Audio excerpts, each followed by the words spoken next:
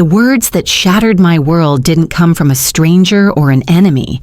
They came from the woman my son had chosen to build his life with. "You're not half the woman my mother is." Valerie's voice was like shards of ice, crisp and deliberate, meant to wound. They hung in the air between us, freezing the moment solid.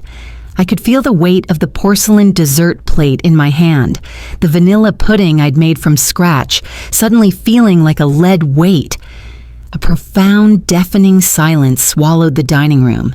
My heart wasn't just pounding, it was a frantic, trapped bird beating against the cage of my ribs.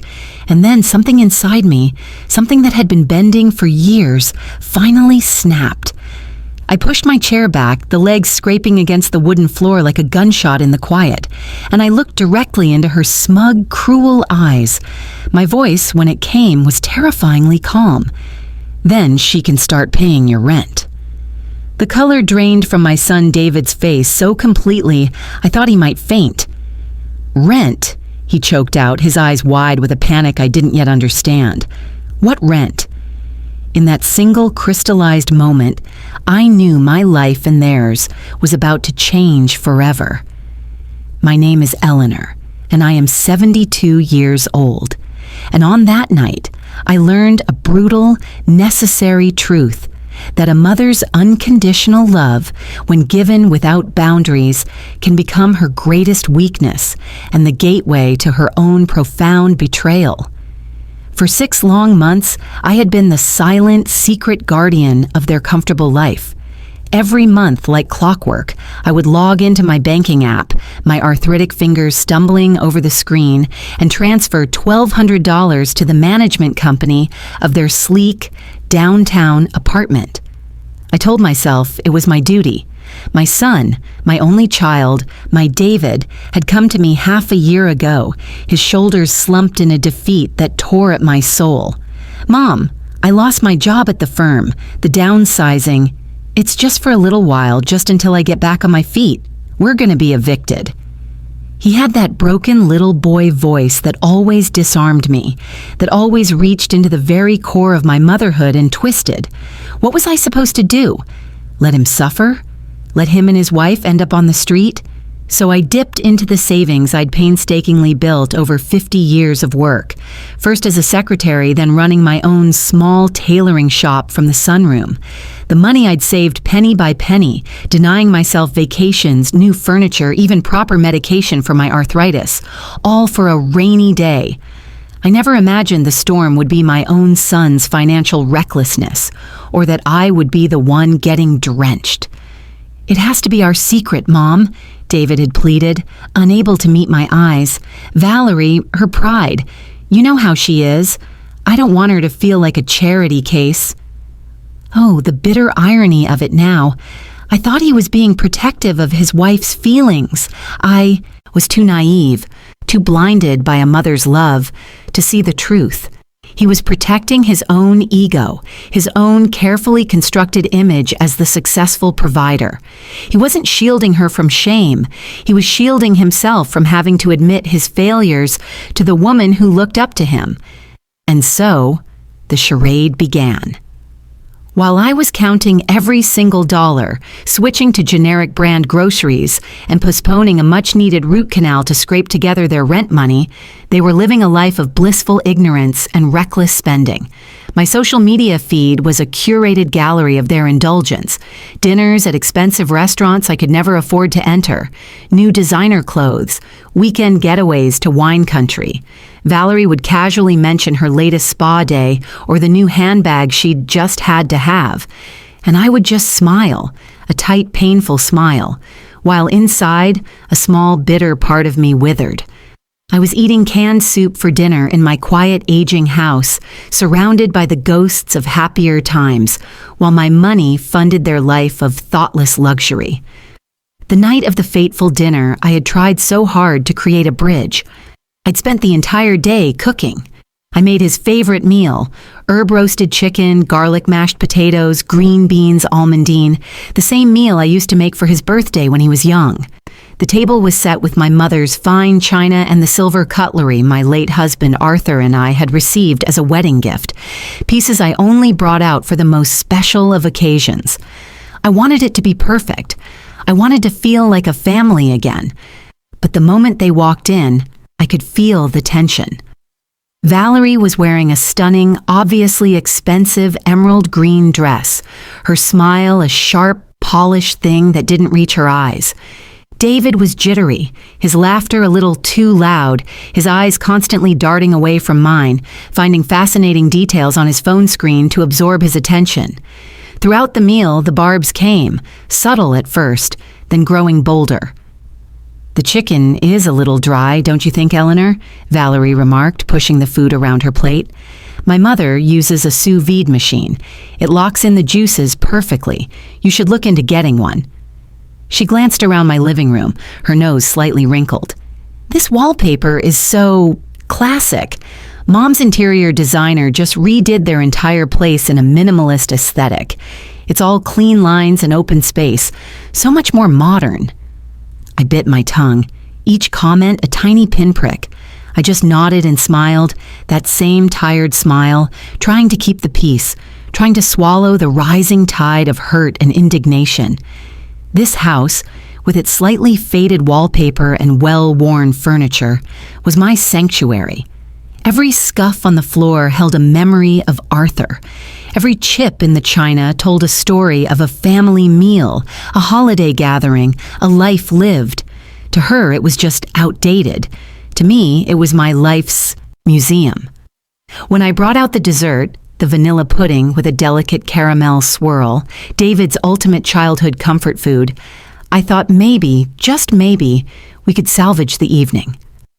I placed the bowl in front of him with a hopeful smile, waiting for a glimmer of the boy who used to beg for second helpings.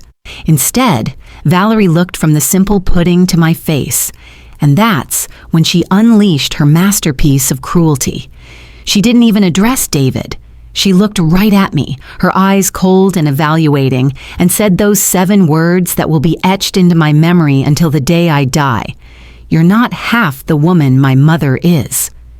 The impact was physical, a sucker punch to my very soul. I froze, the serving spoon suspended in mid-air. I could feel the blood draining from my face, a hot flush of shame and anger quickly following. My eyes darted to David, my son, my boy, pleading for him to say something, to defend me, to put a stop to this monstrous disrespect. But he just stared down at his plate, his shoulders hunched, a silent accomplice to my public execution. His silence was more devastating than her words. It was a confirmation. "Excuse me?" I managed to whisper, my throat tight, though I had heard her with perfect, painful clarity. Valerie leaned back in her chair, the queen holding court, and elaborated, her voice dripping with condescending pity. "You heard me, Eleanor. My mother is a successful, independent woman. She built her own real estate empire from nothing. She has a penthouse, a beach house in Malibu. She travels to Milan for Fashion Week. She's a force of nature. You're just a homemaker. You cook and you clean. There's a difference between existing and living, don't you think?" Each word was a hammer blow, systematically dismantling my entire life's work. I thought of the countless nights I'd stayed up late, sewing sequins onto a quinceañera dress to pay for David's school trip. The years of packing his lunch with a little note every single day, the way I held Arthur's hand through his final illness, the loneliness I'd endured since he passed. I had built a life of love, of sacrifice, of quiet dignity. And to her, to them, it amounted to nothing. It was mediocrity. And that's when the dam broke. It wasn't just anger, it was a cataclysmic shift, the final resounding crash of a burden I was never meant to carry. The image of my bank statements, the sight of the rent-paid notification next to the dwindling balance of my life savings, flashed before my eyes. This woman, sitting in my home, eating my food, insulting my existence, was doing it all under a roof I was paying for. The injustice of it was so profound, so absolute. that it burned away all the hurt, all the fear, leaving behind a pure, cold, and terrifying clarity. I rose to my feet slowly, my joints protesting, but I felt a strength I hadn't possessed in decades. I looked at Valerie, and for the first time, I didn't see an intimidating daughter-in-law. I saw a spoiled, ungrateful child. "All right, Valerie," I said, my voice unnervingly steady. "If your mother is so superior, if she's truly the woman you aspire to be, then I think it's only fitting that she starts acting like it." David finally looked up, confusion warring with the panic on his face. "Mom, what are you talking about?" I turned my gaze to him, my heart breaking all over again at the sight of his bewilderment. But I didn't stop. I couldn't. "My place," I continued, my voice gaining volume and conviction. "My place in this family no longer includes paying the $1,200 a month for your apartment at the Grandview Towers, Unit 4B. The silence that followed was absolute, so deep I could hear the faint hum of the refrigerator from the kitchen. David shot up from his chair as if electrocuted. "What rent?" he yelled, his voice cracking. "What are you talking about?" Valerie's smug, triumphant expression had completely collapsed. The color drained from her perfectly made-up face, leaving a mask of stunned confusion. The sight of her disarmed for once filled me with a fierce, righteous satisfaction. "The rent," I said, enunciating every word with precision, "that has been automatically deducted from my savings account on the first of every month for the past 6 months. $1,200 that I've scrimped and saved and sacrificed for. Money that ensured you had a beautiful, expensive roof over your heads while you sat in my home and systematically tore me to pieces." David collapsed back into his chair as if his legs had given out. "But you told me you knew the landlord, that you'd worked out a deal for me." He stammered, his mind clearly reeling, trying to reconcile the fiction he'd built with the devastating reality I was presenting. "I lied," I stated flatly, no remorse in my tone. "I lied because you are my son, and I thought I was helping. I thought it was temporary. I thought in some small, foolish part of my heart that you would eventually see the sacrifice and appreciate it, but now I see the truth. To you, I'm just a foolish old woman, an easy target for your wife's contempt, a convenience you never had to thank." Valerie found her voice, though it was a shrill, shaky thing now. "Eleanor, I didn't know. David never told me." She began to sputter, trying to backtrack, to regain some footing in this new, terrifying landscape where I was no longer the passive victim. I cut her off with a sharp wave of my hand. "I'm not interested in what you didn't know, Valerie. The fact remains that for half a year, you have lived off my generosity while treating me with utter disdain. So, if your magnificent mother is everything you say she is, I'm certain she won't have any problem stepping up and fulfilling the financial responsibilities that a truly successful family member should, starting immediately." I let the words hang there, watching as the full weight of their consequences settled over them. The charade was over. The safety net had been ripped away, and I, Eleanor, the meek, the mediocre, the unassuming mother, was the one who had finally taken it back. The silence in my dining room was no longer just empty. It was heavy, thick with the dust of shattered illusions and the crumbling facade of my son's life. David stared at me, his mouth agape, his eyes wide with a terror I had never seen in him before. It wasn't the fear of a scolded child. It was the primal, gut-wrenching fear of a man who has just realized the ground beneath his feet was not solid rock, but a carefully constructed stage, and I had just pulled away the main support beam. "You've been paying?" he whispered, the words barely audible. "All this time?" Valerie found her voice first, and it was sharp with a panicked fury. She turned on David, her finger jabbing toward his chest. "You lied to me? You told me you'd gotten a severance package. You told me you had it under control. All those times I asked about the rent, about the bills. You looked me in the eye and you lied." Her composure, that expensive polished armor, was fracturing, revealing the raw, entitled panic beneath. This wasn't about hurting me anymore.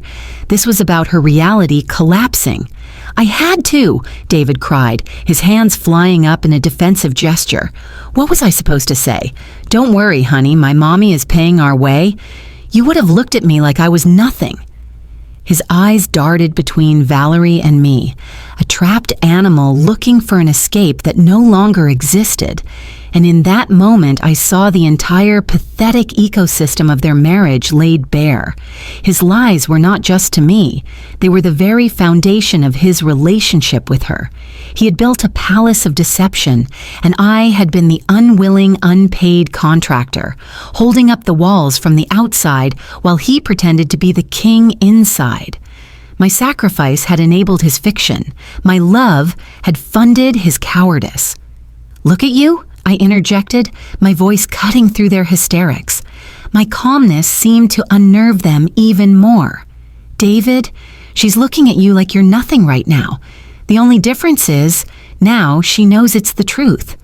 I let that sink in, watching the barb land deep in his psyche. "For 6 months, I have been eating rice and beans for dinner so you could afford your steak. I've been wearing shoes with worn-out soles because a new pair would have meant $20 less for your rent. Do you want to know what I did last week?" I paused, my own words catching in my throat as the memory, fresh and painful, surfaced. "I sold your father's watch, the gold Rolex his own father gave him, the one thing of his I had left, the one object I would look at when the loneliness got too much, just to feel connected to him again. I sold it for $800. $600 of it went to your landlord. The rest bought my groceries for the month." The horror on David's face was genuine this time. He knew what that watch meant to me. He had seen me polish it every Sunday, a quiet, sacred ritual. "Mom, no, you didn't have to, didn't I?" I fired back, the calm finally giving way to the torrent of emotion I had been suppressing. "You came to me sobbing, David. You said you were drowning. You said the creditors were calling, that you couldn't even afford groceries. You played me perfectly, didn't you? You knew exactly which strings to pull to make your old mother dance to your tune. And I danced.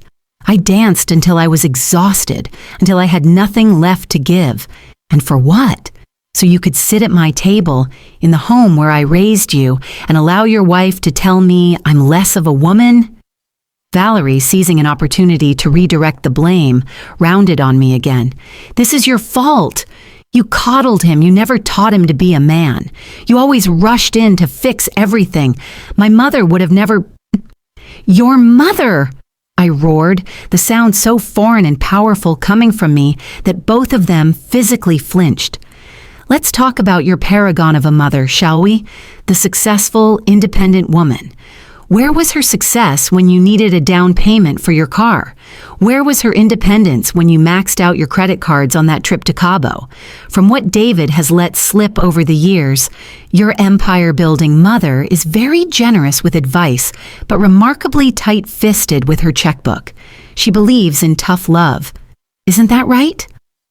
Valerie's face went from pale to a blotchy, furious red. She had been exposed, too. Her superiority was a myth, a narrative she used to bludgeon others while conveniently ignoring her own dependencies. She wasn't the daughter of a self-made titan. She was the spoiled child of a woman who preached self-reliance while her son-in-law's mother secretly funded her daughter's lifestyle. "This is unbelievable," she seethed, crossing her arms tightly. "We're not going to stand here and be lectured by you. David, we're leaving." But David didn't move. He was staring at the floor, his shoulders slumped in utter defeat. "No," he mumbled. "What did you say?" Valerie demanded, her voice a shrill whip crack. "I said no," he yelled, finally looking up at her.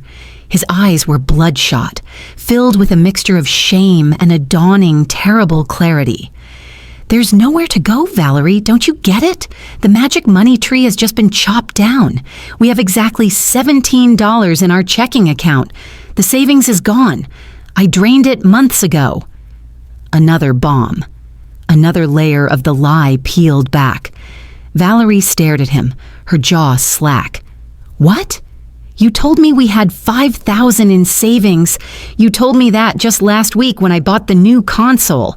I lied, David screamed, his voice breaking. I've been lying about everything.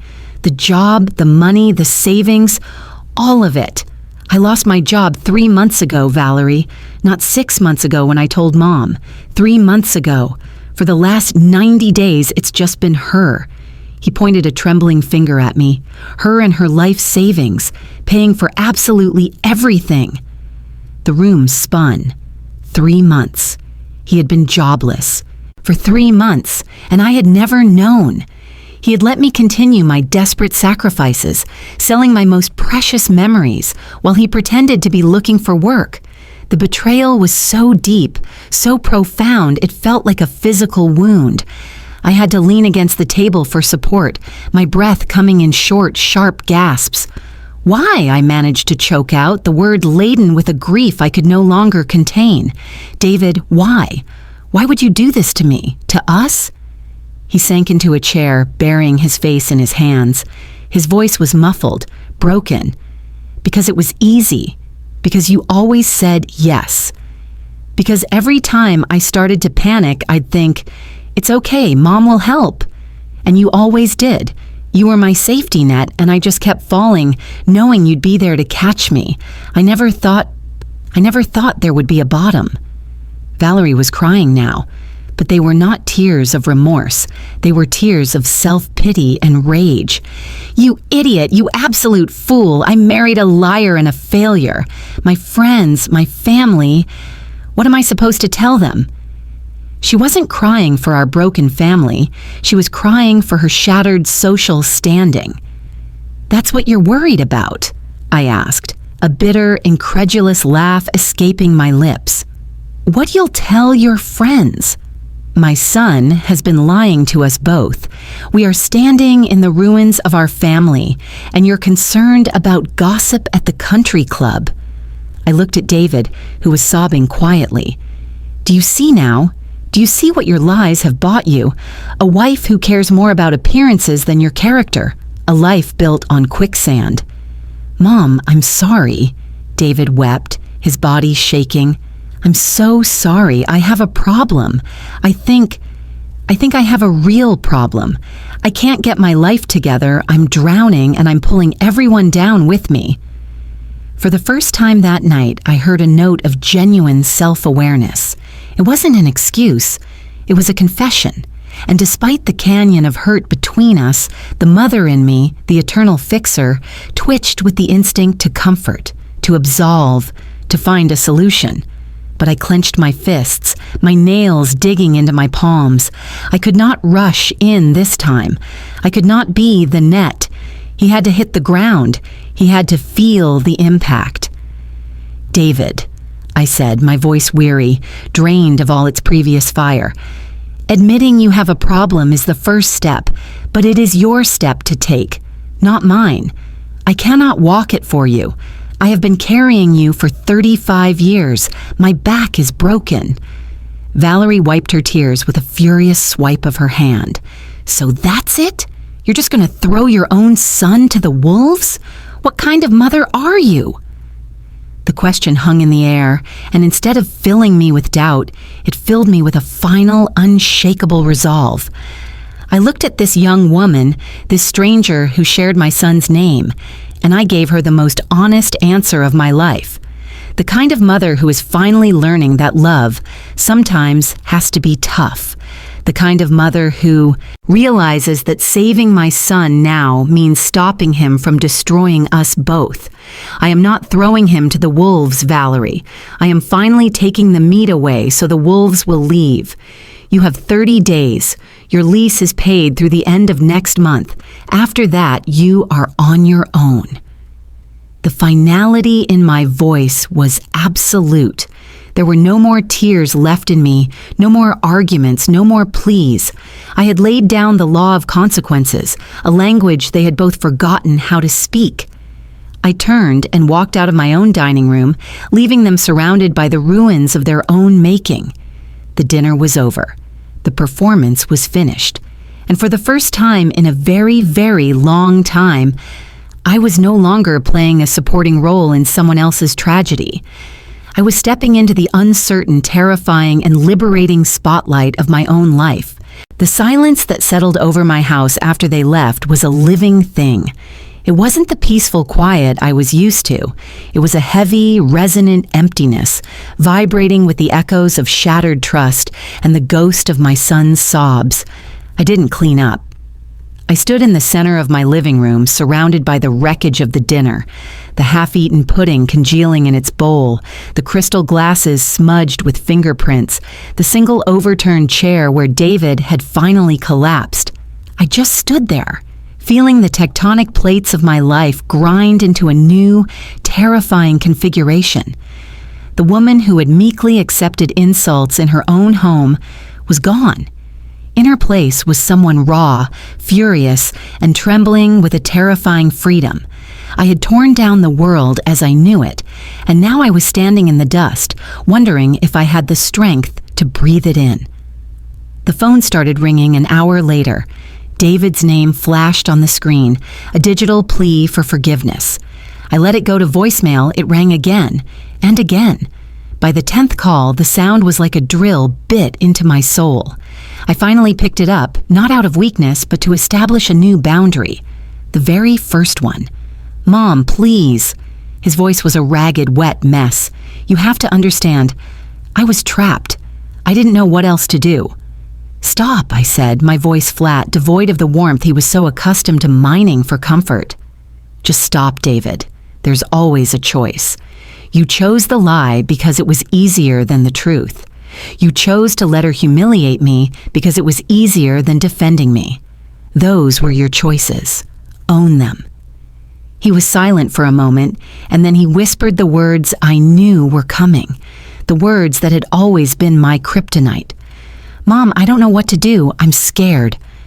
For my entire life as a mother, that phrase had been a starter's pistol.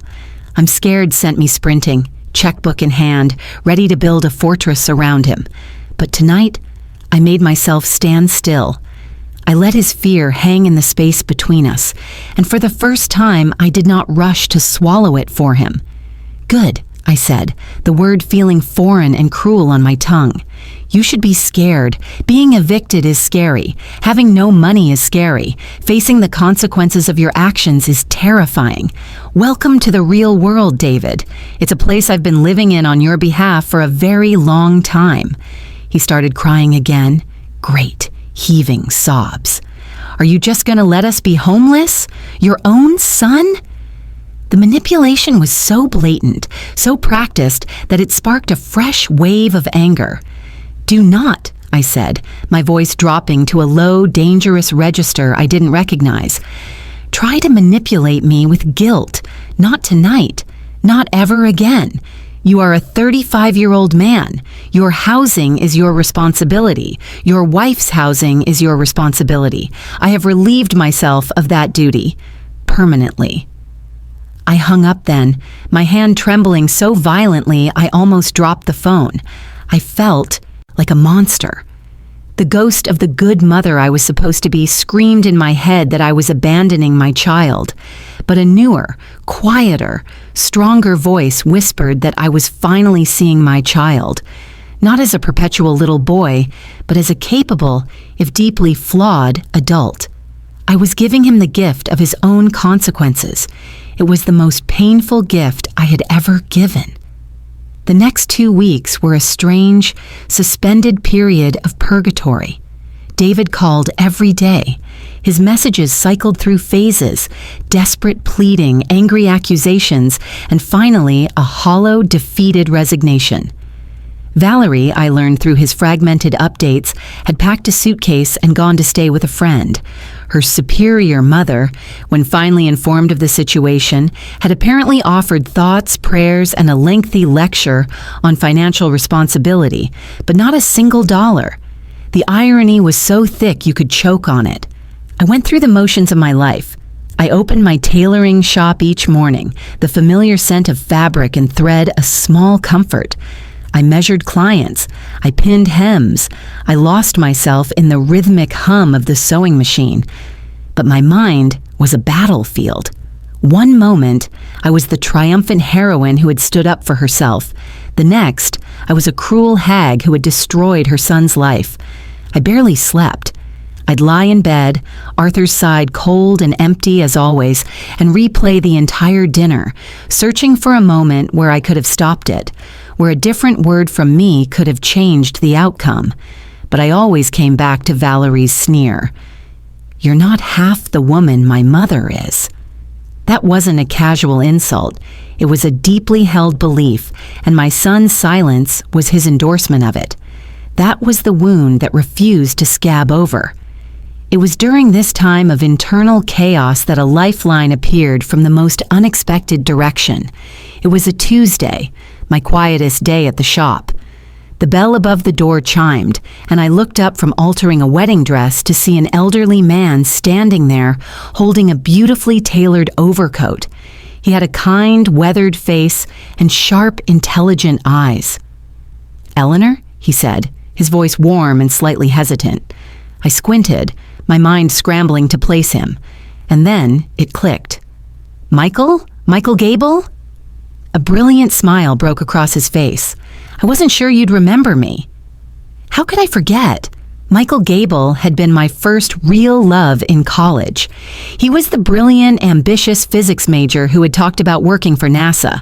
We were inseparable for 2 years, until he was accepted to a graduate program on the other side of the country. He asked me to go with him. I was 20, terrified of leaving my family, my small world. I said no.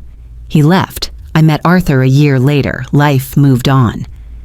"Of course I remember you," I said, feeling a genuine smile touch my lips for the first time in weeks. "What on earth are you doing here?" He held up the coat. "Believe it or not, I need a seamstress. The lining is torn. I'm visiting my sister for a few weeks, and she said you were the best in town." He looked around the small shop, at the bolts of fabric and the dresses in progress. She was right. This place is wonderful. It suits you. We fell into an easy conversation, the decades melting away in the space of a few minutes. He told me he had indeed worked in aerospace for a while, before leaving to start his own tech consulting firm.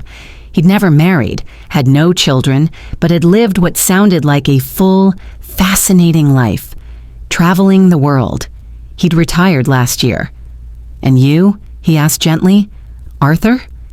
"He passed away," I said softly, "almost 8 years ago now." "I'm so sorry, Eleanor," he said, and his sympathy felt genuine, unburdened by the pity I often saw in people's eyes. I found myself telling him more than I intended, not the ugly details of the dinner, but the broad strokes, that my son was struggling, that I was going through a difficult time, that I felt untethered. He listened, truly listened, in a way no one had in years. He didn't offer platitudes or unsolicited advice. He just nodded, his eyes full of a deep, patient understanding. When I finished, he was quiet for a moment. "You know," he said finally, "when I was building my company, I made a lot of mistakes. Hired the wrong people, took bad deals. My mentor told me something I never forgot. He said, 'Michael, you can't fix a problem with the same level of thinking that created it.'" He looked at me, his gaze steady and kind. "It sounds to me like you've just upgraded your operating system. It's always a painful process, but necessary for growth." His words were a balm. He wasn't telling me I was a bad mother or a heartless witch. He was framing my actions as a necessary, if painful, evolution.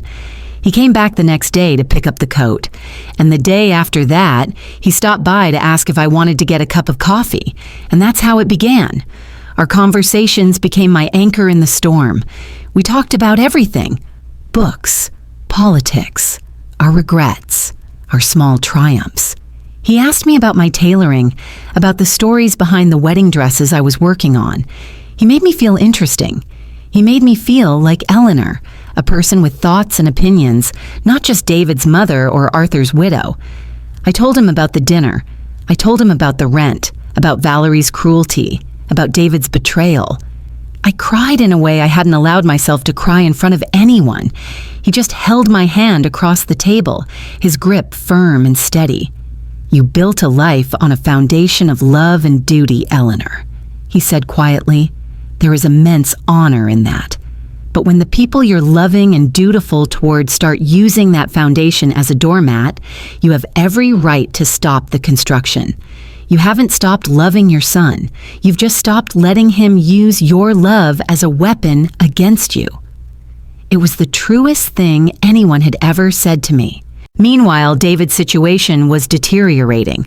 With the threat of eviction now real and imminent, the full weight of his predicament was crushing him. He showed up at my shop one afternoon looking gaunt and desperate. He had dark circles under his eyes, and his clothes were wrinkled. "Valerie's talking to a lawyer," he said without preamble, his voice hollow, "about separation." I felt a pang of sorrow for him, but I held my ground. "I'm sorry to hear that, David. That must be very painful." "Is that all you have to say?" he snapped, his eyes flashing with a flicker of his old entitlement. "My marriage is falling apart. I'm about to be homeless and jobless, and you're sorry to hear that?" "What would you like me to say?" I asked, setting down my pincushion. "What would you like me to do? Rush over and talk to her? Write her a check to make her stay? That's the old script, David. We're not using it anymore." He deflated, all the fight going out of him. "I don't know what to do, Mom. I've applied for dozens of jobs. Nothing. I have no references. I lied to my last employer about why I was let go." "For the first time in your life," I said, my voice softening slightly, "you are facing a problem that money cannot solve. This is about character. This is about integrity. You have to rebuild those from the ground up, and no one can do that for you." He looked at me then, and I saw a flicker of something new in his eyes. It wasn't resignation. It was a dawning, awful understanding. He was truly alone in this. There was no cavalry coming. The cavalry had retired. "I've started going to therapy," he mumbled, looking at the floor. "There's a free clinic on Elm Street. The therapist, she says I have a pattern of avoidance and dependency." "I'm glad, David," I said, and I meant it. "That's a good first step." "It's not a step, Mom. It's a mountain." He looked up and his eyes were clear. "And I have to climb it by myself, don't I?" I just nodded. The silence between us was different this time. It wasn't filled with my unspoken disappointment or his simmering resentment. It was filled with a painful, nascent respect. It was later that evening, while I was having a glass of wine with Michael on my back porch, that the final piece of my new reality clicked into place. My phone buzzed with a text from David. It wasn't a plea. It wasn't an update on his job search. It was a simple, powerful sentence. "I got a job. It's washing dishes at Antonio's. It's minimum wage and my back will be killing me. But it's a job. I start tomorrow." I showed the text to Michael. He smiled. "The mountain," he said softly.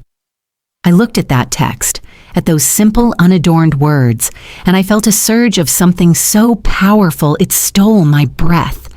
It wasn't happiness exactly, it was pride. For the first time in over a decade, my son had done something truly, authentically difficult, and he had done it without my help. He had taken a step, a small, humble, dishwater-soaked step. But it was his step. In that moment, I understood that my tough love wasn't an act of cruelty.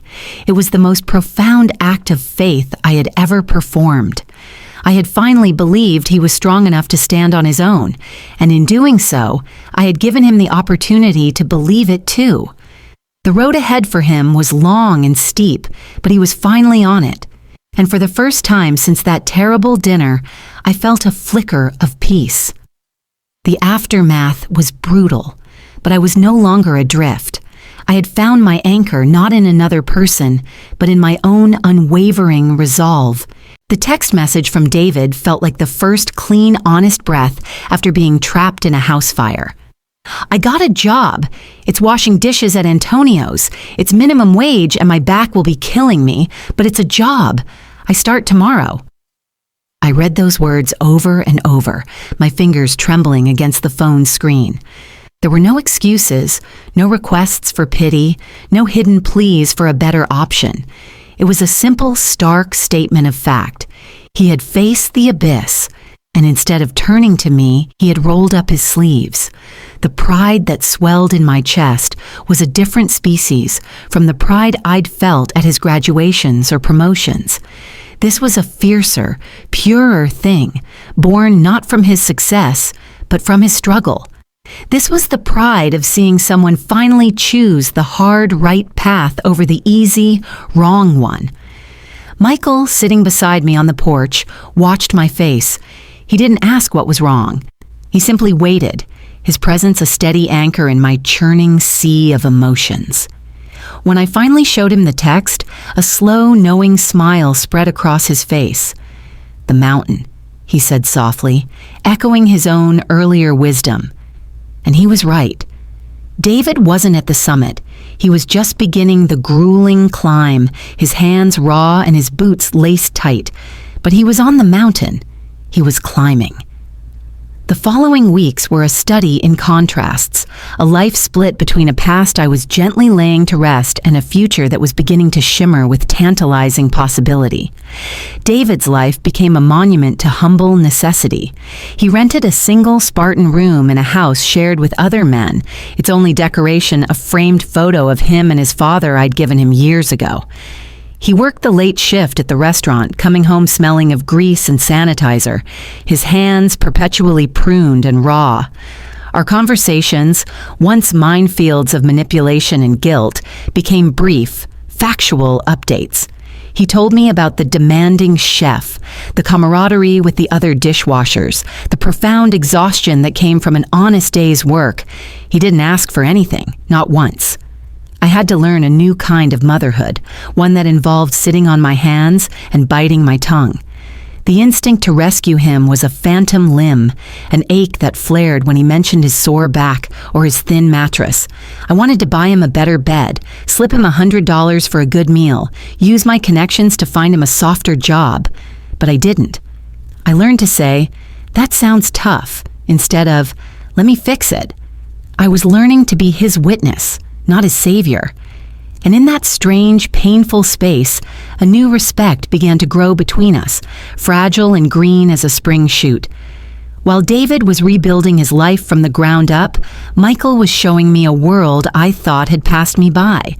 Our coffee meetings became long walks. Our walks became dinners. He was a brilliant conversationalist, but more importantly, he was a master listener. He drew stories out of me I'd forgotten I owned. My dream of visiting Italy, my brief youthful attempt at writing poetry, my secret love for old jazz records. With him, I wasn't defined by my sacrifice or my loss. I was just Eleanor, a woman with a quick wit, a talent for tailoring, and a surprising depth of spirit. One evening, as we watched the sunset paint the sky in hues of orange and violet from his sister's sprawling backyard, he turned to me, his expression uncharacteristically serious. "Eleanor, I have a proposition for you," he began, and my heart gave a nervous flutter. "My time here is coming to an end. I need to get back to Seattle. But the thought of leaving you here, it feels like finding a priceless painting in a dusty attic only to walk away and leave it." He took my hand. "Come back with me. Not forever, not unless you want to. Come for a month. Let me show you the Pacific Ocean. Let me cook you dinner in my home. Let's give this us, a real chance to exist outside of stolen afternoons." The offer hung in the twilight air, immense and terrifying. It was more than a vacation, it was a doorway to a completely different life. My first instinct was a cacophony of internal protests. My shop, my house, David. What will people say? A woman my age?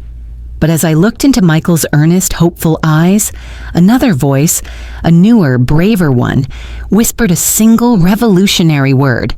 Why not? I told him I needed to think about it. I spent a sleepless night wrestling with the ghost of the woman I had been, the woman who always chose duty over desire, safety over adventure. But that woman had been miserable. That woman had been taken for granted. That woman had pushed a plate of vanilla pudding across a table and been told she was less than. She was gone. The next day, I called David and asked him to meet me at the park where I used to push him on the swings.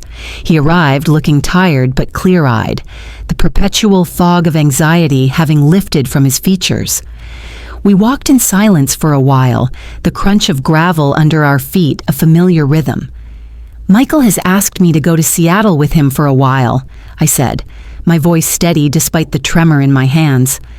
David stopped walking. He looked at me, and I saw a complex storm of emotions cross his face. Shock, fear, a flicker of loss, and then something that looked remarkably like acceptance. For how long? He asked quietly. A month, maybe more. I don't know. He nodded slowly, processing. Are you happy with him, Mom? The simplicity of the question undid me. It was the first time he had ever asked about my happiness without it being tied to his own. Yes, David, I said, tears welling in my eyes. I am. He treats me with respect. He makes me feel seen. He was quiet for a long moment, looking out at the empty playground. Then you should go. He turned to me, and his eyes were the eyes of the man I always hoped he would become. You've spent your whole life taking care of everyone else. You stayed for Dad. You stayed for me. It's your turn, Mom.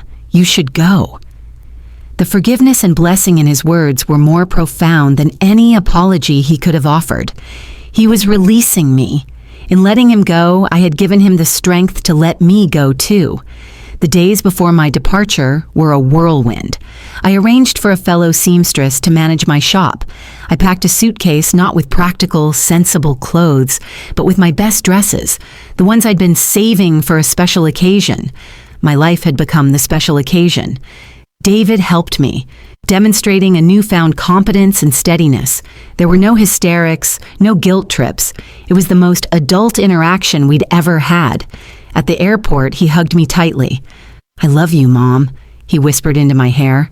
Have an amazing adventure. You deserve it more than anyone. As I walked through security, I didn't look back with sorrow. I looked forward with a heart pounding not from fear, but from a thrilling, long-forgotten sense of anticipation. Stepping out of the Seattle-Tacoma airport was like stepping into a new color palette for my life.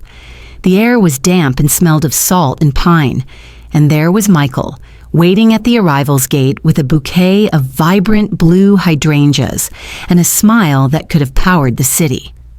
Welcome to your next chapter, Eleanor, he said, and when he hugged me, it felt like coming home to a place I'd never been. The month that followed was a symphony of new experiences. Michael's house was not a sterile, modern box, but a warm, wooden home perched on a bluff, with a deck that overlooked the vast gray-blue expanse of the Puget Sound. He introduced me to his children, 2 sons and a daughter, who welcomed me not with suspicion, but with a warm, open curiosity. They saw the light I brought to their father's eyes, and they were grateful. We walked along rocky beaches, our hands linked, the cry of gulls overhead. We explored the bustling Pike Place market, and he laughed as I marveled at the flying fish. He cooked elaborate meals for me, and we ate them on his deck, talking for hours as the sun dipped below the Olympic Mountains. It was there, on that deck, with a blanket wrapped around my shoulders and a cup of tea in my hands, that I finally understood. This wasn't an escape. This was an arrival. I wasn't running away from my old life. I was running toward my own. The love I felt for Michael wasn't a rebound or a nostalgic fantasy. It was a deep, mature connection between two people who had lived full, complicated lives and had miraculously found a second chance at joy. One evening, as a particularly spectacular sunset set the sky on fire, he took my hand. "Stay, Eleanor," he said, his voice soft but sure. "Don't go back. Sell your house. Close your shop or keep it open for visits. Make a life here with me. Let's be selfish with whatever time we have left. Let's fill it with travel and good food and laughter. Let's be happy." I looked out at the uncharted ocean, its surface shimmering in the dying light. I thought of my quiet house, my solitary routines, the life of service that had left me feeling empty. I thought of David, finally standing on his own 2 feet, and I knew, with a certainty that settled deep in my bones, that my work there was done. The greatest act of love I could now offer my son was the example of a mother who was not just surviving, but truly radiantly living. I turned to Michael, my eyes clear, my heart full. "Yes," I said. It was the easiest, most terrifying, and most wonderful decision I had ever made. A year later, I am writing this from that very deck. David has visited twice. He is now an assistant manager at the restaurant, his back straight with a pride that is entirely his own. He and Valerie divorced, a clean break that allowed them both to grow. He is dating a kind, no-nonsense teacher who encourages his independence. Our relationship has been rebuilt, not on the shifting sands of dependency, but on the solid ground of mutual respect. He tells me he's proud of me. And me? I am Eleanor Gable now. We had a small, beautiful wedding on this very beach. I still tailor, but I do it for pleasure, taking on only the projects that bring me joy. Michael and I are planning a trip to Italy in the spring. Sometimes I think back to that terrible night, to the sting of Valerie's words, and the crushing weight of David's betrayal. I no longer feel the pain. I feel a profound sense of gratitude. That night wasn't the end of my story. It was the brutal, necessary catalyst that forced me to tear down the prison I had built for myself, one bar of self-sacrifice at a time. I discovered that it is never too late to learn the most important lesson of all, that your own happiness is not a prize to be won after a lifetime of service, but the very fuel that allows you to love others well. My unconditional love was never my weakness. My belief that it had to be expressed through endless self-erasure was. Now my love for my son is stronger than ever because it is free, and my love for myself and for the man sitting beside me is the greatest adventure of all.